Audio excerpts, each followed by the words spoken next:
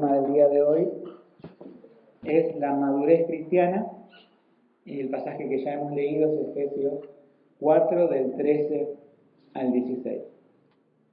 Voy a comenzar leyéndoles una estadística respecto a una encuesta que se hizo en Estados Unidos. Bueno, por ahí están más lados de hacer encuestas. En un país que supuestamente tiene bases cristianas y las personas en sí se sienten, cuando uno le pregunta en la calle si viene mucho ateísmo también, pero se reconocen como cristianos. Y estos que se reconocieron como cristianos da los siguientes porcentajes.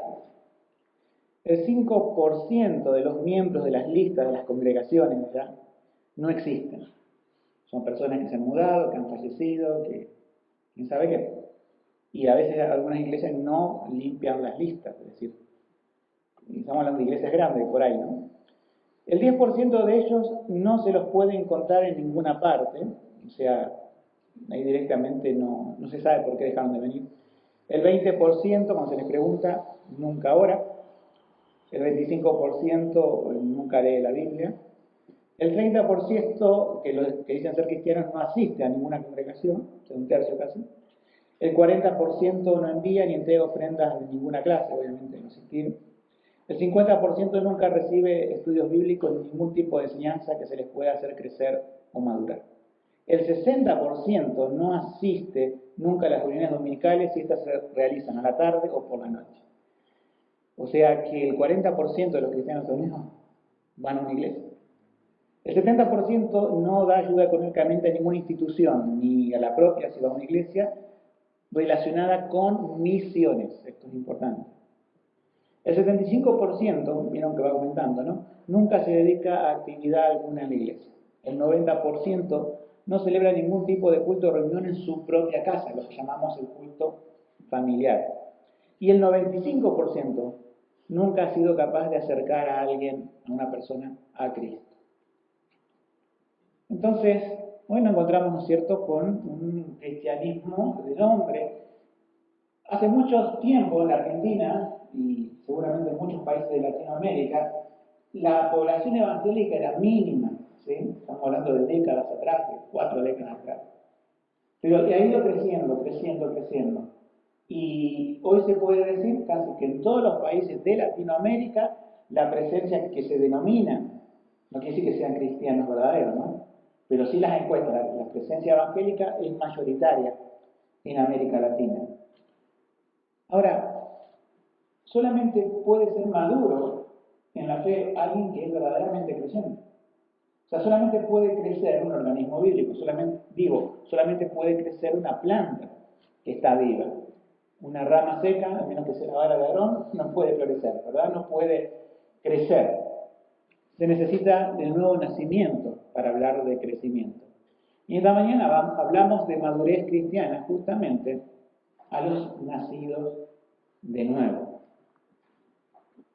En el versículo 13 dice: hasta que todos lleguemos a la unidad de la fe y del conocimiento del Hijo de Dios.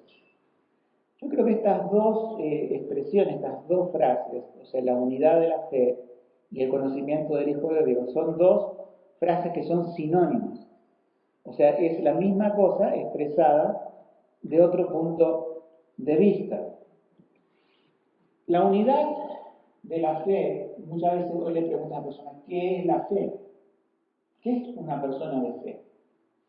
Y por lo general relacionan hoy el cristianismo evangélico en general que las personas de fe o las iglesias de fe son aquellas que hacen de un acto exterior, como poder decir, orar en alta voz, levantar las manos, tener una música que te llena una gran emoción. Cuando hay mucha emoción, la iglesia de hoy piensa que tenés mucha fe.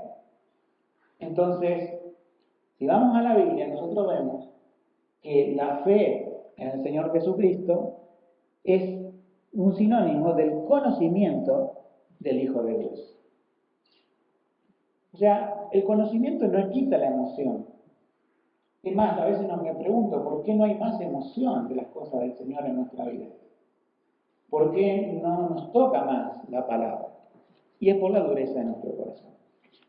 Ahora, las emociones tienen que ser verdaderas, provocadas por la palabra de Dios.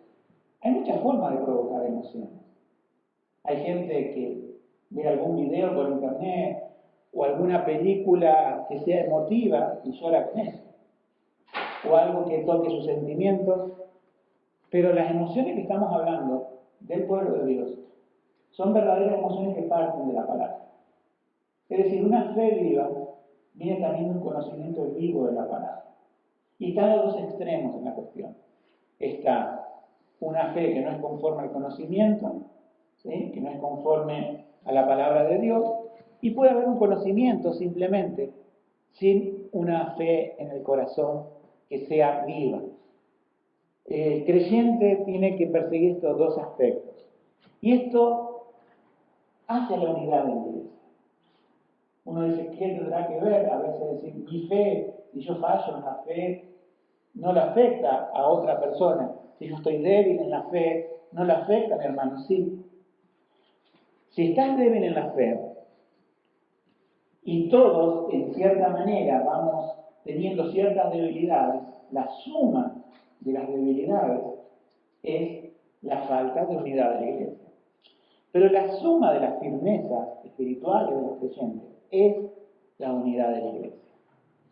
Por lo tanto, el crecimiento apuntamos a que sea parejo.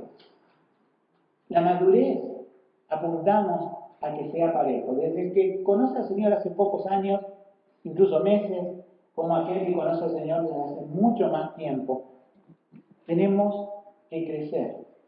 No solamente en conocimiento, no solamente llenando de datos bíblicos nuestra mente. Debemos crecer, y este es el desafío mío y de ustedes, en nuestro carácter espiritual. Y esa es una lucha, porque el pecado que todavía mora en nosotros, ese viejo hombre que dice la Biblia, se opone a ese crecimiento. De hecho, el pecado siempre nos impulsa a ser niños espirituales de por vida.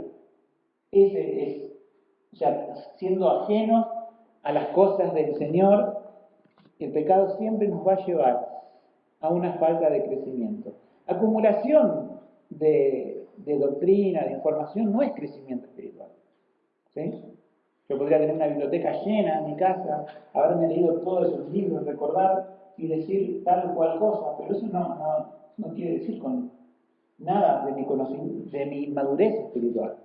La madurez es la fe del Señor mezclada con la palabra. Ustedes recuerdan que en el libro de Hebreos se le critica al pueblo de Israel diciendo que ellos tenían la palabra pero no mezclaron fe. Usa esa palabra la versión Reina Valera. No mezclaron fe. Entonces la fe está conectada a la palabra y la palabra a la fe, y eso conectado a las emociones. ¿Sí? Las emociones son válidas cuando son provocadas por una fe genuina y la palabra del Señor. En nuestro caso tendríamos que examinar más eso. No somos propensos al emocionalismo, pero sí podríamos ser propensos a un conocimiento, podemos decir, estéril o muerto de la palabra. Entonces, hasta que todos lleguemos a la unidad de la fe y del conocimiento del Hijo de Dios, y acá dice a un varón perfecto, a la medida de la estatura de la plenitud de Cristo. No se está refiriendo a la estatura corporal, no se está refiriendo al Cristo que caminó en esta tierra, se está refiriendo al cuerpo místico de Cristo, que es la iglesia, y Él es la cabeza de ese cuerpo. Es decir, que la iglesia, y yo quisiera ser más focalizado, cada iglesia local tiene que cumplir una estatura. Tenemos una meta. Hay algunos chicos, cuando son pequeños, que les gusta medir a ver cuánto van creciendo. Otros, a veces los varones son más dados a eso, ¿no? Que hacen una rayita en la casa, a ver hasta dónde estoy, y después, bueno, y cuando ya se transforman en hombres, obviamente, alcanzan una estatura. Ahora, la iglesia tiene que alcanzar también una estatura. La rayita que hicimos en el 2019 tiene que estar por debajo de la que hacemos en el 2020, en teoría. Siempre podemos retroceder, incluso no individualmente, sino como iglesia. Nosotros tenemos una meta por el Señor a cumplir de estatura. Vamos a ver hoy el tema de la madurez espiritual, decir, ¿qué es una persona madura? No es una persona, vamos a ver, que fluctúa, que está dentro de los, podemos decir, de los porcentajes de estas personas que se han estado en la encuesta, ¿no es cierto? Entonces, el versículo 13 dice, a la medida de la estatura. No tenemos hasta dónde tenemos que llegar en la iceberg, pero tenemos que crecer, ¿no? Versículo 14. Dice, para que no seamos niños fluctuantes. El apóstol Pablo dice, cuando yo era niño, hablaba como niño, hacía cosas de niño, pero cuando fui adulto o fui grande, dejé lo que era de niño. Podemos decir que cuando conocemos a Cristo, esa primera vez, todas las cosas son nuevas para nosotros. La Biblia es nueva, el Evangelio, las ganas con que la persona que recién conoce a Cristo, como un bebé pide por la leche espiritual, por la leche material, el cristiano pide por la leche espiritual y bebe de los evangelios, bebe de las cartas, se va al Antiguo Testamento y hay, al parecer, un buscar. Y claro, al principio, cuando uno es niño espiritualmente, va a tener preguntas sencillas, ¿sí? Va a tener preguntas que, claro, otro que ya las conoce dirá, que obviamente la persona esa es nueva, la fe no la conoce, se la vamos a tener que dar.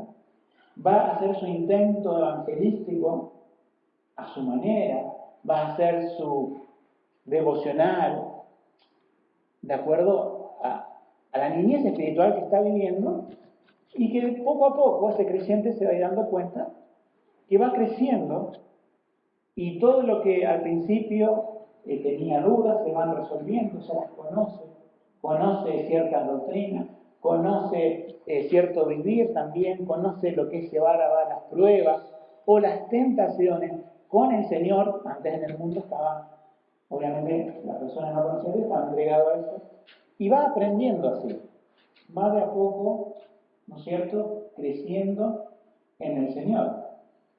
Entonces,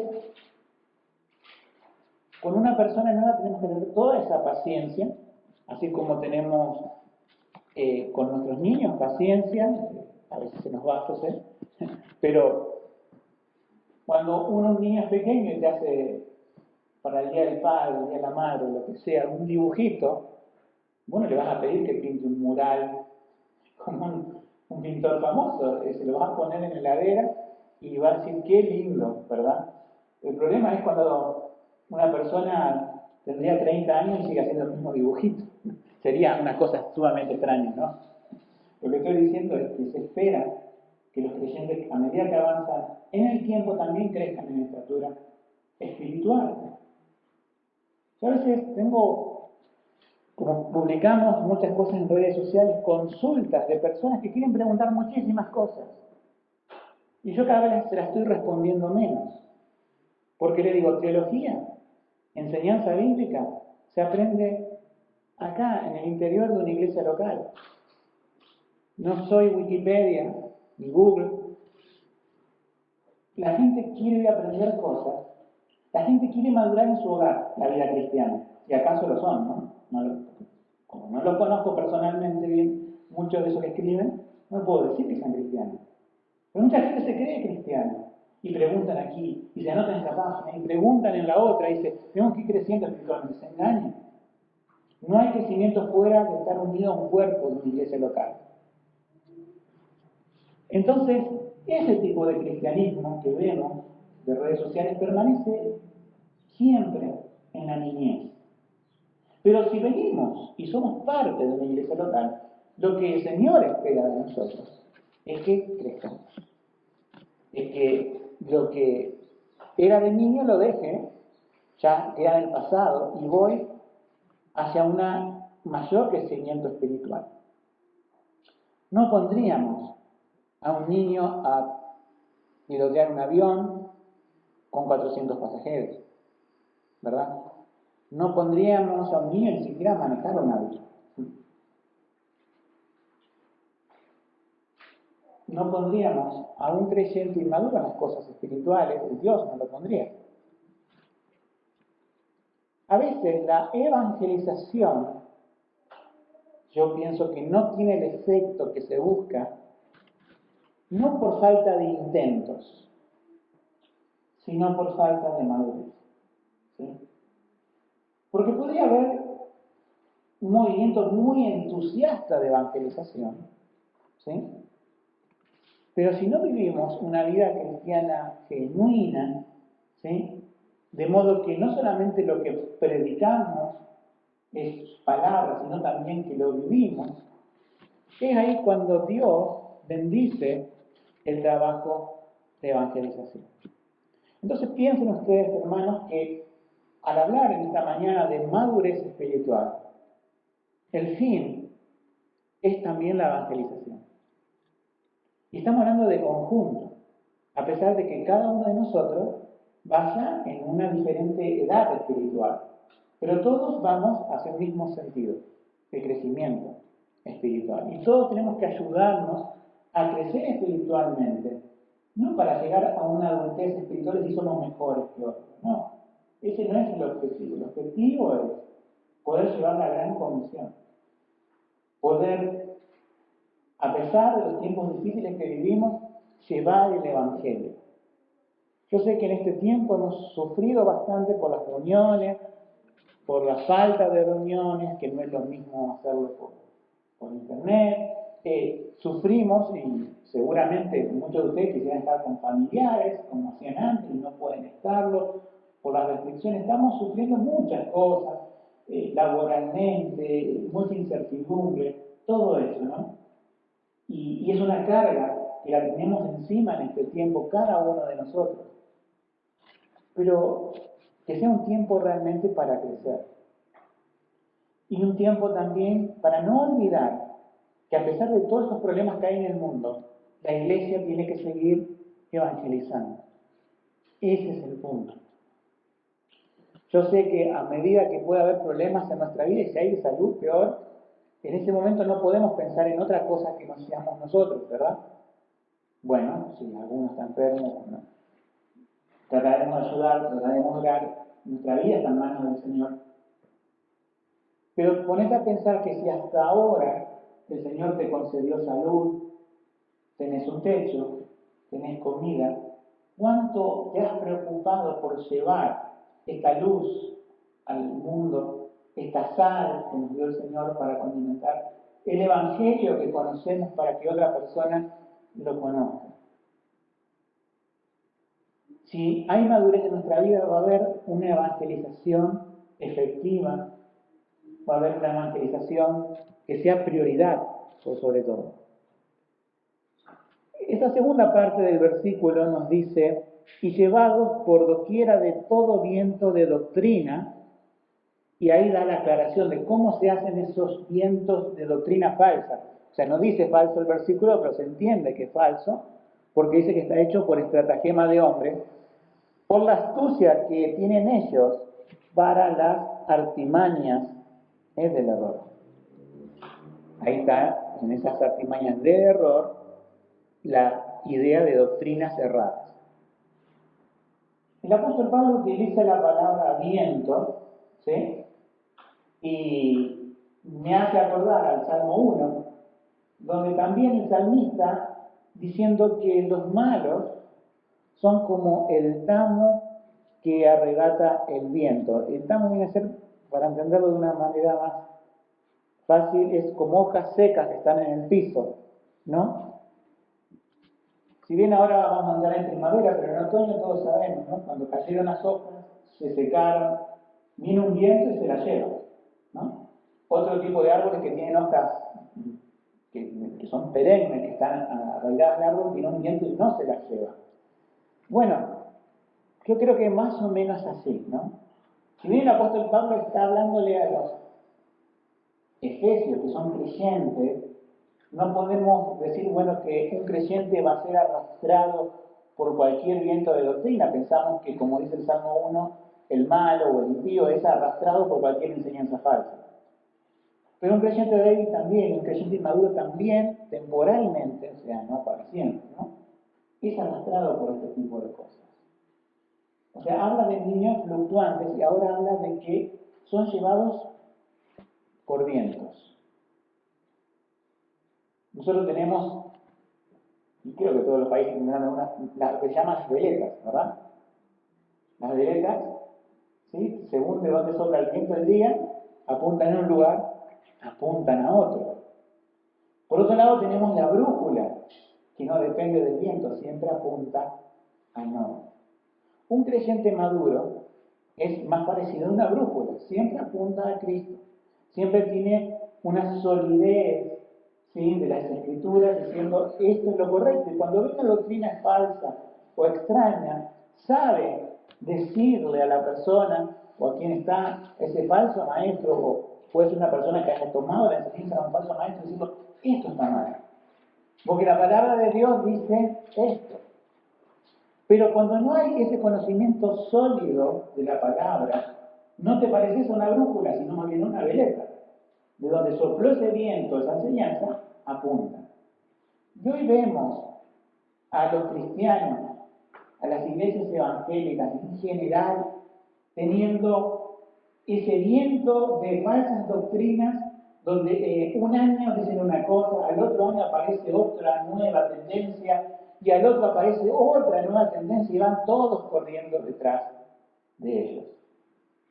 Y las redes sociales apuntan a difundir todo esto.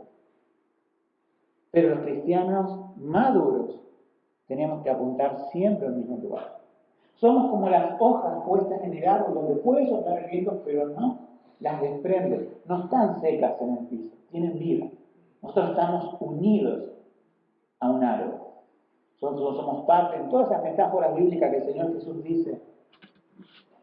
En este caso la metáfora sería que estamos unidos a un árbol cuya raíz es Cristo y tenemos vida.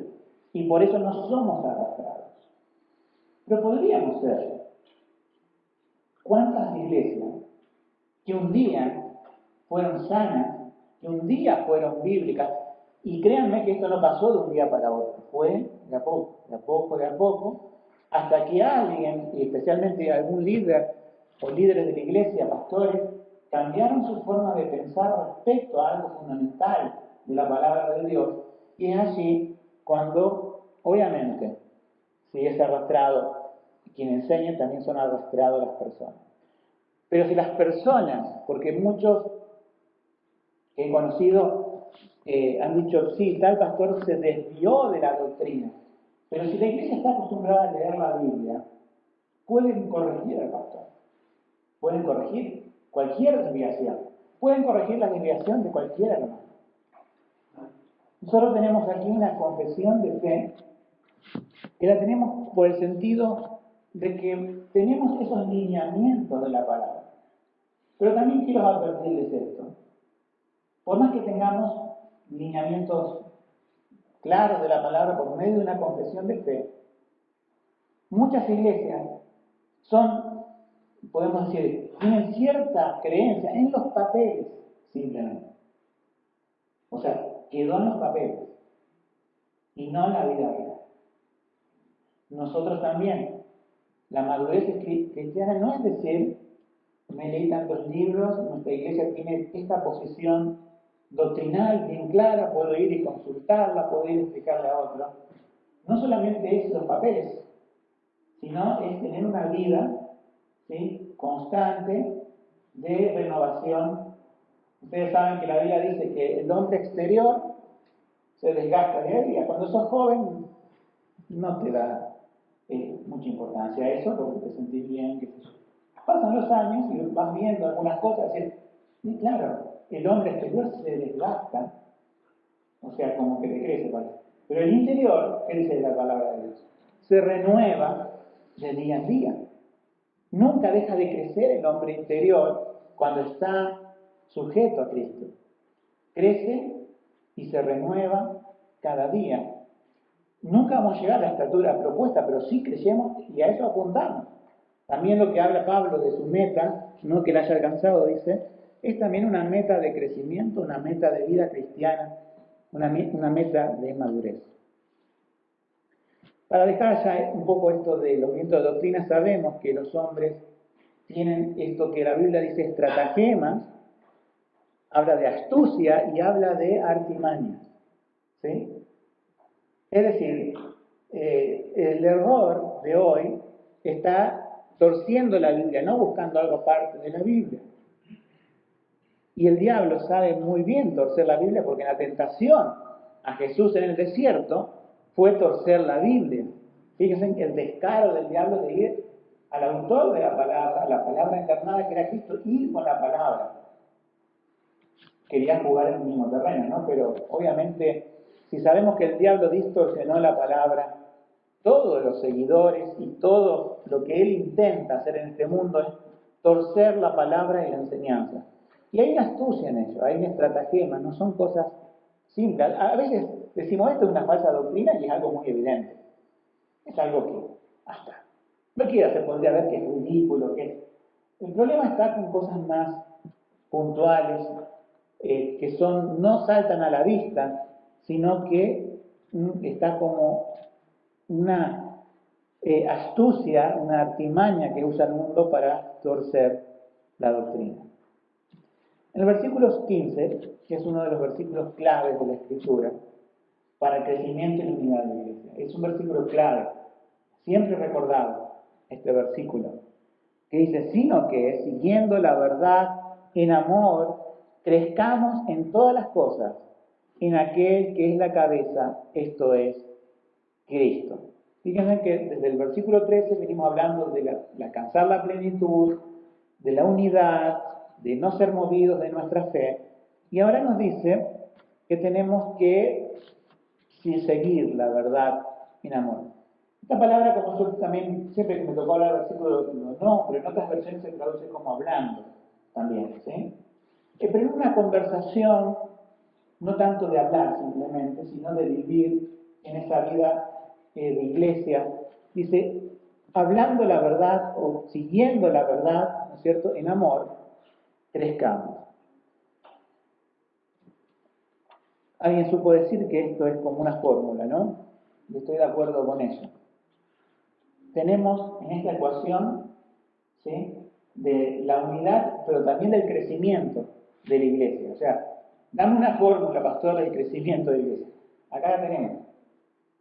Las dos partes de esta fórmula es verdad más amor. ¿Sí? O sea que no podemos quitar ninguna de las dos partes de esa ecuación. Y pongamos un ejemplo, ¿qué pasaría si la quitamos? Hoy en día dicen, tenemos que amar a todos los cristianos, las denominaciones, ¿sí? Y no vamos a traer una verdad bíblica que nos cause división, sino que vamos a estar todos unidos porque tenemos un mismo Dios, dicen, porque tenemos un mismo Salvador, porque somos todos hermanos. Entonces, ese movimiento que hay hoy, donde se juntan, por ejemplo, con evangélicos, con católicos, se quita la verdad del medio y se pone el amor. Entonces vos tenés una unidad ecuménica, así se llama, donde lo que sacrificás es la verdad por el amor, lo cual es falso. Llevado a un nivel local. Si amarnos quiere decir nunca exhortarnos, es falso. Si quiere decir que cuando tenemos que tener contacto con otro hermano y nos damos cuenta que tenemos que exhortarlo bíblicamente, pero pensamos, no, por amor no lo hago, estoy entendiendo mal, porque estoy sacando de la fórmula la verdad. Estoy solamente priorizando el amor. Pero ¿qué pasa si sacamos el amor y dejamos la verdad? Ese es un gran problema también. Al no solamente al pastorear esta iglesia, sino que ustedes saben que al guiar a otros grupos, uno de mis principales problemas ha sido la verdad sin amor.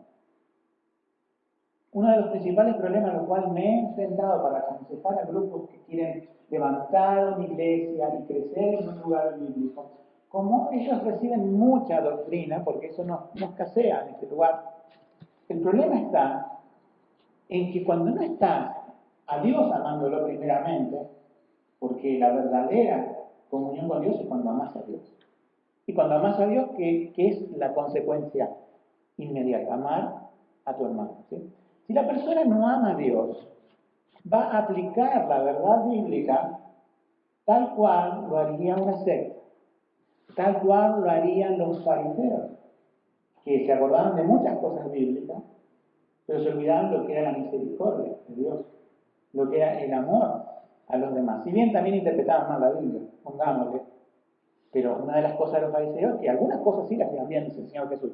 Todo lo que harían, guárdenlo, le decía el Señor Jesús, pero no hagan conforme a sus obras, porque actúan sin misericordia. El fariseo pensaba de tal forma que todo lo daba a Dios, y si tenía a su madre necesitada, que era viuda, a su padre, ya anciano, decía una palabra que ellos tenían, corbán, que ustedes lo van a encontrar en la Biblia, que quiere decir, mira, todo lo que yo tengo ya lo dedico a Dios, no te puedo serte útil, no puedo ayudarte. ¿Sí? ¿Qué olvidaban en eso? El amor. Y el amor, imagínense, por alguien que pueden ayudar como sus familiares. ¿Cómo sería el amor al prójimo? Me pregunto. El peligro también está aquí, en aplicar la verdad sin amor. Y una y otra vez me predico a mí mismo, predíquense a ustedes mismos diciendo, hermanos, somos una iglesia bíblica, subrayamos bíblica, pero también tenemos que, y estamos hablando de nosotros, ¿sí? Primeramente, para después también amar al perdido, pero más que nada de nosotros. Hablamos o seguimos la verdad en amor. Y eso es el desafío también de la madurez cristiana. A veces se piensa que las personas maduras son personas serias que nunca ríen, que nunca... Eso no es madurez, ¿no? La madurez es tratar de llevar un carácter cristiano en las peores situaciones. Y ese es el desafío. Y eso es lo difícil.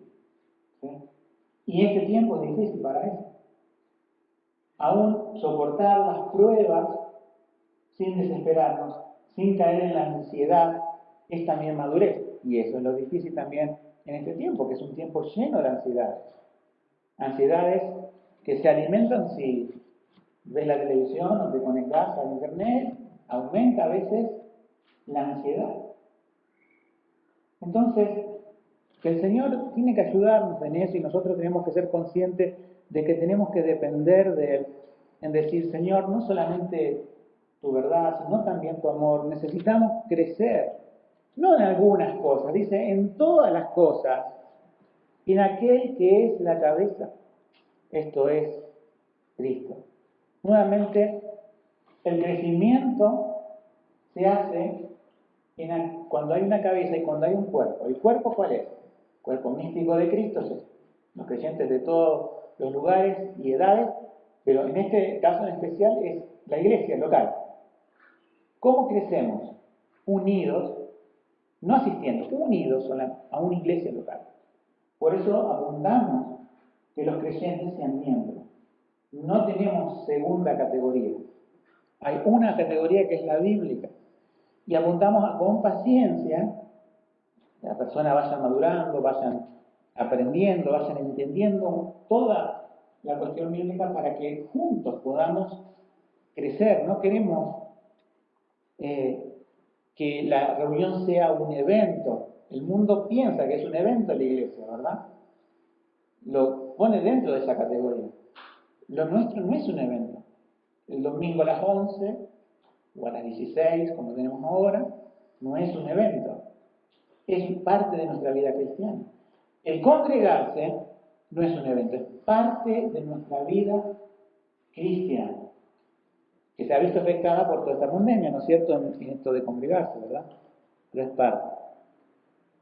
Tenemos en el versículo 16, dice, de quien todo el cuerpo, trabado y ligado entre sí por todas las coyunturas que se ayudan mutuamente, según la actividad de cada miembro, conforme a su medida, recibe crecimiento del cuerpo, edificándose en amor.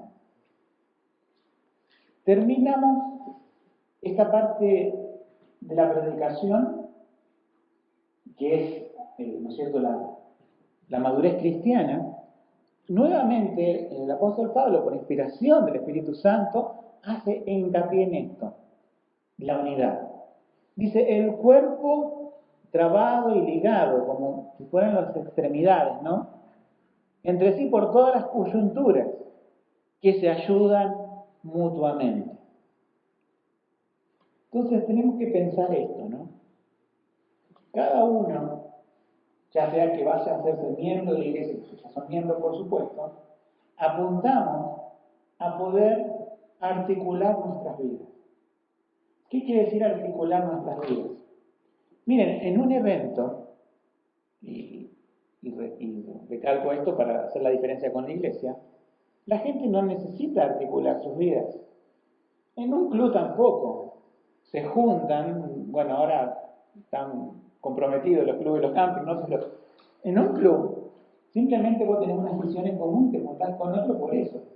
Y a lo mejor hablás de la familia, pero no articulás tu vida con otro. Es decir, tu vida no depende de la del otro, ni la del otro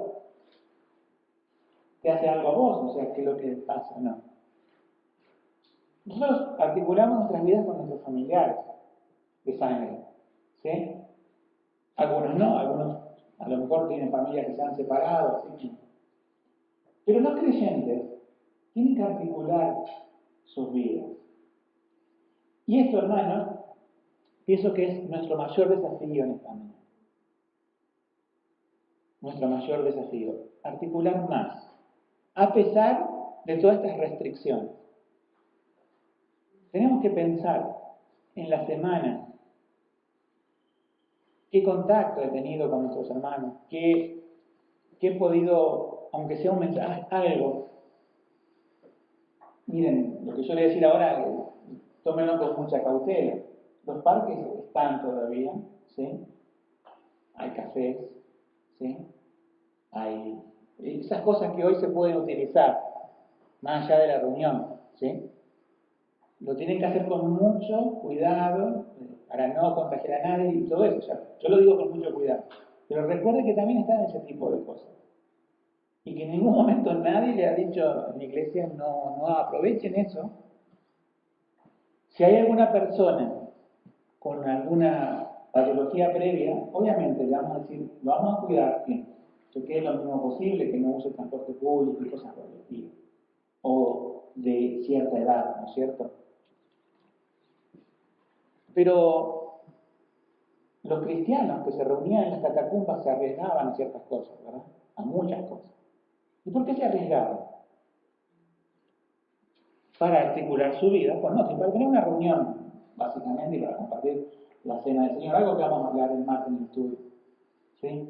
Si todo se soluciona en casa, las reuniones cada uno en su casa, entonces, en vano, los de la iglesia primitiva se arriesgaban a ir a una catacumba, que era un subsuelo frío, sucio, donde enterraban a los muertos, eran como nichos, ¿no?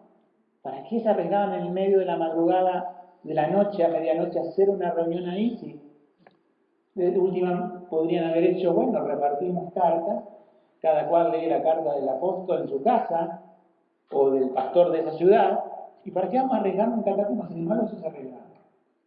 Bueno, este tiempo requiere ciertos riesgos. Si somos sanos, estamos sanos, no tengamos tanto ese temor de decir, bueno, si voy al aire libre, voy a algún lugar así, tratemos de, y se los dejo como tarea mental de esta semana, decir, bueno, a lo mejor podemos encontrarnos.